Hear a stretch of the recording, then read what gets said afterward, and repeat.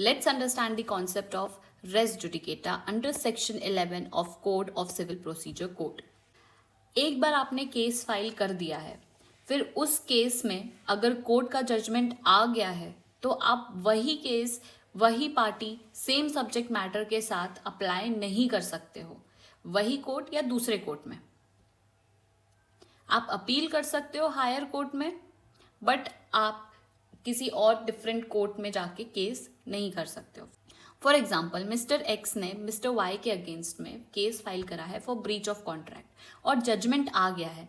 इस केस पर अब बस वो अपील कर सकते हैं, लेकिन उसी कोर्ट में वापस जाके वही केस नहीं फाइल कर सकते हैं।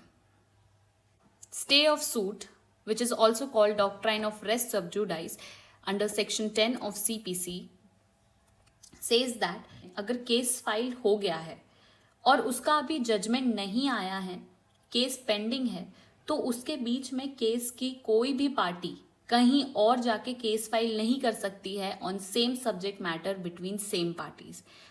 फॉर एग्जाम्पल, मिस्टर एक्स और मिस्टर वाई के बीच में ब्रीच ऑफ कॉन्ट्रैक्ट का केस पेंडिंग है, तो मिस्टर एक्स या मिस्टर वाई दोनों ही पार्टी कोई और से कोर्ट में जाके केस फाइल नहीं कर सकती है।